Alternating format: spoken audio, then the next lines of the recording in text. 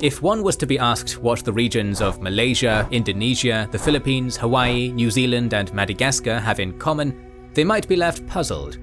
After all, these lands are spread out over 3 continents and over 11,000 kilometers of endless ocean. The answer is that various ethnic groups on all of these distant lands are all culturally and linguistically related and share a common ancient ancestral homeland, Ilha Formosa, the island of Taiwan. Today, Taiwan is known as an integral part of the Chinese-speaking world.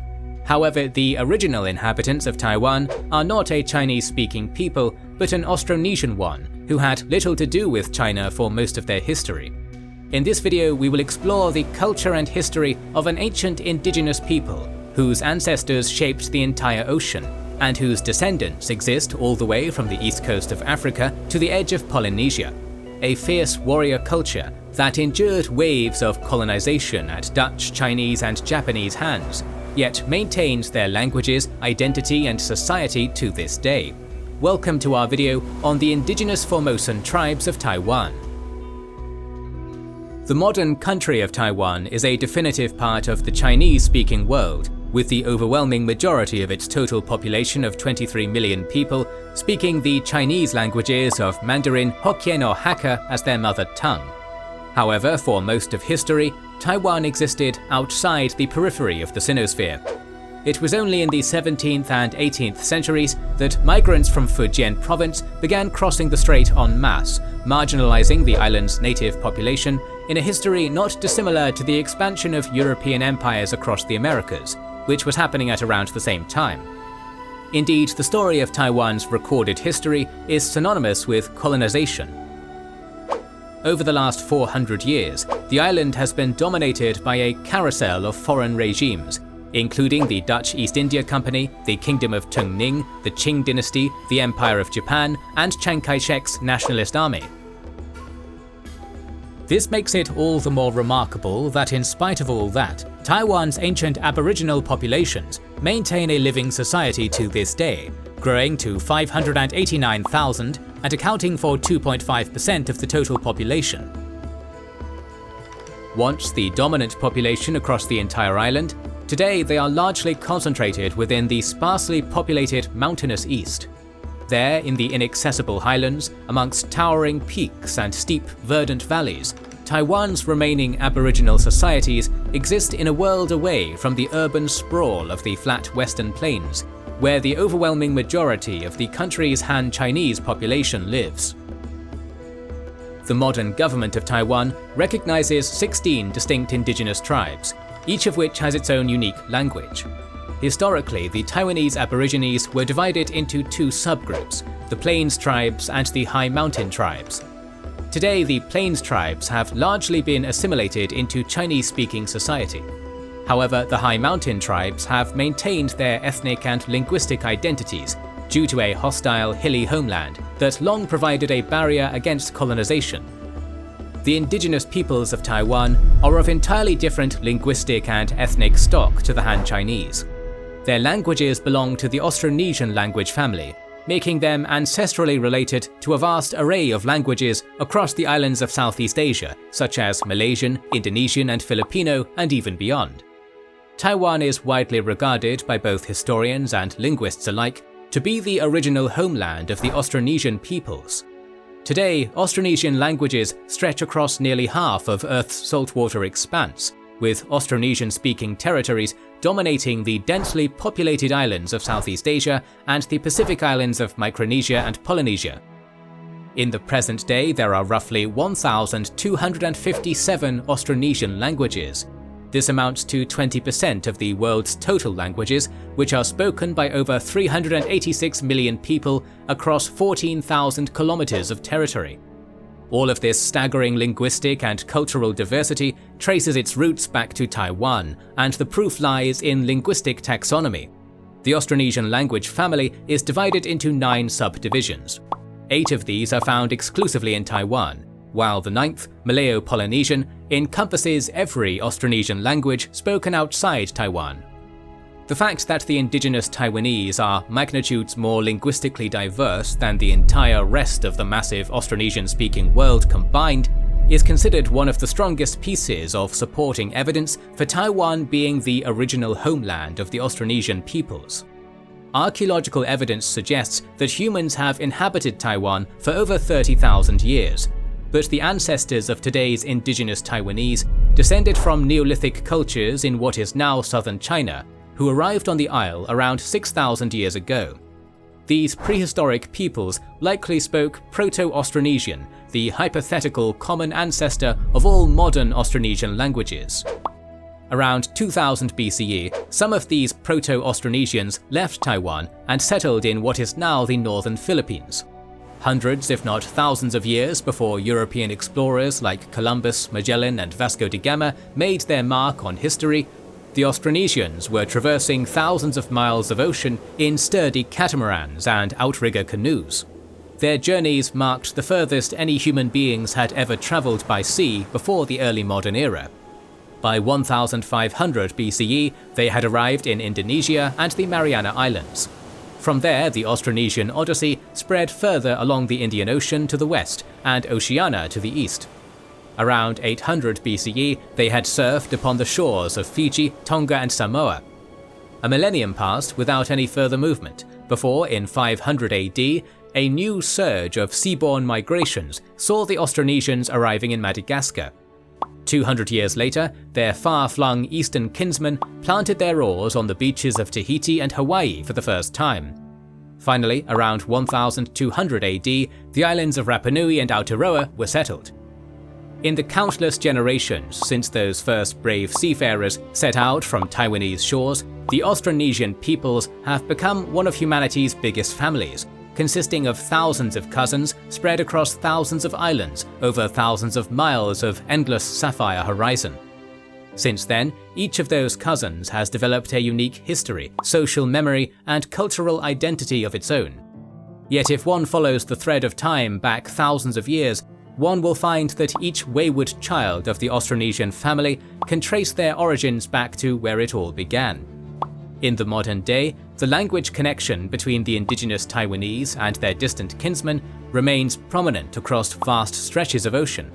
For example, in the language of the Saisiet tribe, who are native to what is now Hsinchu country, Taiwan, the word for hello is ma'alo. 8,500 kilometers away, on the island of Hawaii, the word for hello is mahalo. Additionally, mata, the word for I in many indigenous Taiwanese languages, remains remarkably uniform across the Austronesian world, and is pronounced the same way across Malaysia, Indonesia and Polynesia. Moreover, the tribes of Taiwan were fiercely warlike people, who practiced a highly ritualized form of headhunting. Similar headhunting traditions once existed throughout the Austronesian world, such as among the various highland tribes of the pre-colonial Philippines. Inextricably linked to the practice of headhunting were body tattoos, which reflected a tribal member's social status and recorded the victories they had achieved in combat. Worn by both men and women of several indigenous Taiwanese tribes like the Atayal and Paiwan, ritual ink can be observed across the Austronesian world, such as in the traditional batok tattoos of the Philippines and the tamoko markings of the Maori people, where they fulfilled the same social purpose of glorifying a warrior's deeds or affirming a person's status and privileges. On a more peaceful note, the weaving of ornate bark cloth textiles is a common practice among many Polynesian peoples. Genetic studies have confirmed that the plant from which it is processed, paper mulberry, is indigenous to Taiwan and was originally carried across the ocean by the Polynesians' ancient Taiwanese ancestors. Having explored Taiwan's place in the greater Austronesian world, let us now refocus on the island itself and what its indigenous societies looked like before the era of colonization. Before doing this, we should reiterate that the Taiwanese Aborigines were a diverse people divided among linguistic and tribal lines, and that this will be, at best, a broad generalization of the cultural traits prevalent in most or all of the tribes. The tribes of Formosa were predominantly matrilineal. A village's properties, lands and farms were often owned by the women, and lineage was traced down the mother's line, with men marrying into women's families. Men and women lived separate lives, existing in separate worlds, which only rarely intersected. The village square was the domain of the women, who cultivated the fields, gathered the crops, and did all the cooking, weaving, and child-rearing. From the age of 4 onwards, boys left their mothers' homes and spent much of their life living apart from women in communal men's houses, where they spent most of their days training to be a hunter and a warrior. To be a man among the natives of Formosa was to be deadly with the bow, arrow, and spear, their primary quarries being the Formosan sika deer, sambar deer, and mudjack. Women were strangers to the world of hunting, and their intrusion within it was strictly taboo. Several days before departing on a hunt, all members of the expedition had to purge themselves of feminine residue. Sexual contact was strictly forbidden, and even touching women's clothing was said to portend misfortune. Wildlife was not the only target of the Formosan hunter. Headhunting was practiced among every indigenous Taiwanese tribe, with young males required to kill an enemy and claim their head as a trophy in order to advance to full manhood. In many ways, the main day job of the indigenous Formosan man was headhunting and protecting his village's women from rival headhunters. The role of the warrior was taken so seriously that among the Syria and various other peoples, men were discouraged from marrying or having children until they were in their mid-30s, so they could spend the entirety of their athletic prime singularly focused on acquiring heads for the tribe. Headhunting was of crucial spiritual importance and was seen as vital to placate and receive blessings from the gods. The Sedic people believed that only men who had hacked off the heads of their enemies would be able to cross the Rainbow Bridge into the spirit world upon death. However, the overall prevalence of headhunting does not mean that indigenous society was an endless chaotic bloodbath. Warfare, while a constant threat to village life, was ordered and highly ritualized, and avenues for diplomacy existed between rival villages. Having provided a snapshot of indigenous Formosan society, let us now slip into the flow of time and tell an abridged account of their history. Despite being only 100 miles off what is now the southern Chinese coastline, Taiwan existed outside Chinese civilization's sphere of influence for most of the latter's dynastic history. As of the late 15th century, when the great treasure ships of the Ming dynasty were establishing trade links with distant India and Africa, the emperors in Meiji made no effort to absorb Taiwan, so tiny and close by, into their sphere of influence. An unfamiliar climate, a hostile, warlike native population, and inward-facing state policies made Taiwan an unpopular and unviable prospect for Chinese settlement. Thus, for most of history, the indigenous Austronesians were left to their own devices. Ironically, the first true colonizers of Taiwan were not the Chinese, who were right next door, but the red-bearded, blue-eyed barbarians from the ends of the earth. By the 1540s, explorers from Europe had arrived in Asia, seeking the wealth of the Orient. The first Europeans to explore Taiwan were the Portuguese, who named it Ilha Formosa, or Beautiful Island, a name it retains to this day. In 1624, the Dutch East India Company, or VOC, established a toehold in the south of Taiwan, where they built 2 strongholds, Fort Zeelandia and Fort Provincia. In the following decades, the VOC had expanded further into indigenous Formosan territory. Predictably, the warrior peoples of the plains fought fiercely against foreign overlordship, but were slowly ground down by superior European firepower. Indigenous Formosan society underwent several seismic shifts under the influence of Dutch missionaries, who set out to convert the locals to Christianity, abolish their headhunting traditions, and convert their men from hunters to farmers. However, the largest change the Dutch brought to indigenous Formosan society was their importation of Chinese workers across the strait. The Dutch provided economic incentives for thousands of Chinese, mostly Hoklo and Hakas from Fujian province, to migrate to their colony and serve as farmers, laborers, and administrators. The Dutch played the Chinese and the Austronesians against each other, using the Chinese to collect taxes from the natives and native warriors to put down the Chinese when they rebelled against Dutch authorities. This marked the first time that permanent Chinese communities of significant size were established in Taiwan, and it opened the door for the future Sinicization of the island. On April 30th, 1661, a huge fleet of Chinese war junks, led by the fearless swashbuckler Koxinga, appeared off Fort Zeelandia. Koxinga was a symptom of changing times in China, whose ruling Ming dynasty had been deposed by the ethnically Manchu Qing dynasty back in 1644. Part pirate, part Ming loyalist, Koxinga's goal was simple: to seize Taiwan from the red-haired foreign devils and turn it into a stronghold from which he could hold out against the northern Manchu barbarians who had laid China low. During the battle that followed, swathes of indigenous Austronesian warriors formerly loyal to the Dutch defected en masse. They burned their Christian schoolbooks and struck out in their tribal war parties, hunting and beheading their former colonial masters. Suffice it to say, Koxinga was successful in kicking out the Dutch, and for the first time in history, the island of Taiwan had a Chinese ruler. However, Koxinga's island rebel state, the Kingdom of Tungning, would barely survive 2 decades before being conquered by the Qing dynasty in the year 1683. This marked the first and only time in history that a government based in mainland China controlled the island of Taiwan. Emperor Kangxi of Qing didn't actually want Taiwan. Like all Chinese emperors before him, he saw little value in the island, famously remarking that it was a small ball of mud beyond the pale of civilization. Still, he was stuck administering the place, lest some other pirate king form a rogue state on its shores, or worse, the Dutch came back. For a time, Qing policies favoured the island's indigenous peoples.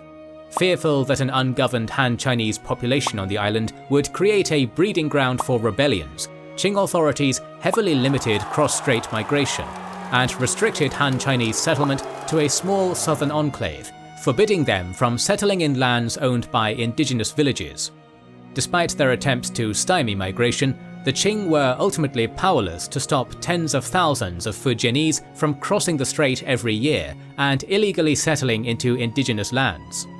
By the 19th century, the Plains tribes had been fully Sinicized through generations of intermarriage and marginalization, their lands overcrowded with the descendants of millions of Fujianese settlers. However, mountain tribes like the Bunun, Paiwan, and Atayal continued to defy Han Chinese encroachment into their lands.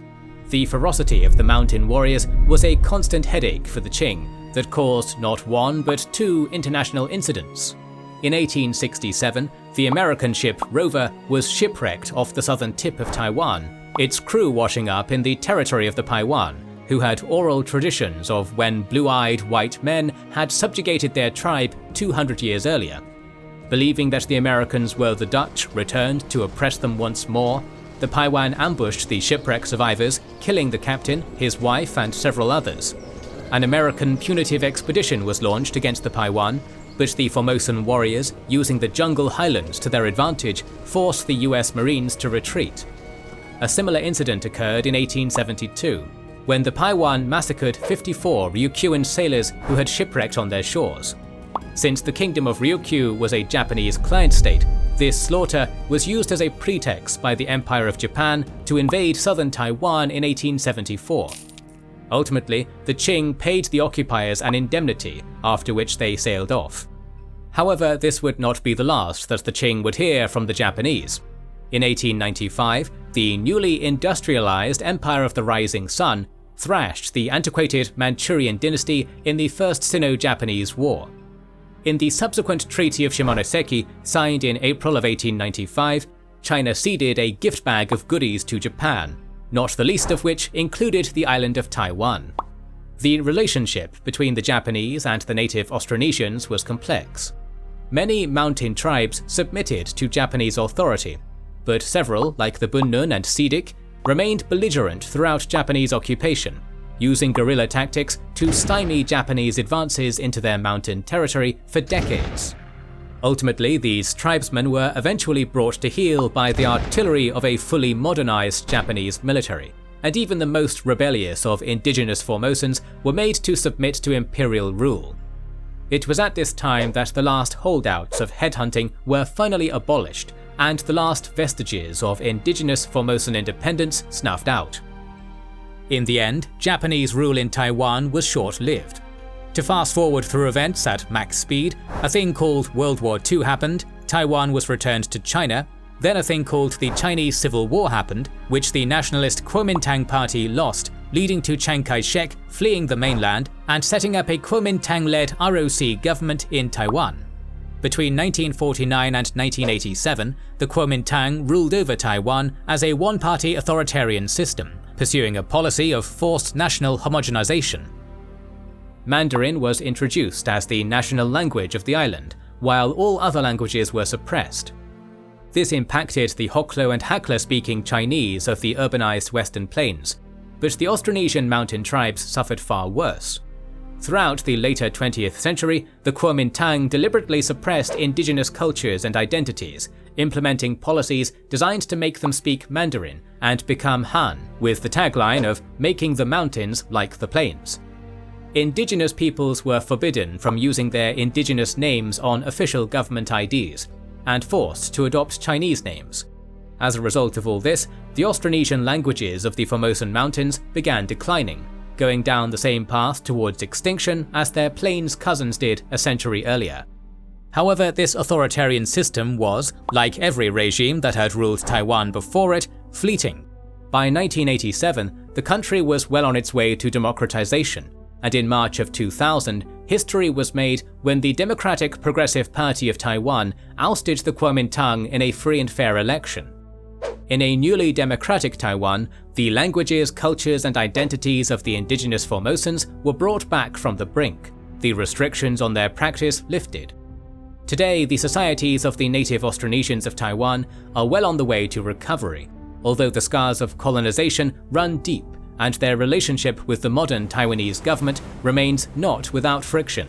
Throughout history, the indigenous peoples of Taiwan have endured many foreign masters, be they European colonists, Hoklo pirate princes, Manchu emperors, Japanese emperors, or the Kuomintang-led government in exile.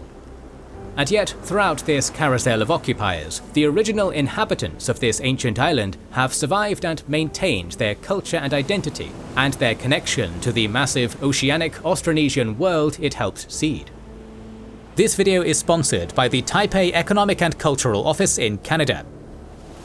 More videos on the histories and societies of lesser-known cultures are on the way. To ensure you don't miss that, make sure you are subscribed and have pressed the bell button. Please consider liking, subscribing, commenting and sharing, it helps immensely. Recently, we've started releasing weekly Patreon and YouTube member exclusive content. Consider joining their ranks via the link in the description or button under the video to watch these weekly videos, learn about our schedule, get early access to our videos, access our private Discord, and much more. This is the Kings and Generals channel, and we will catch you on the next one.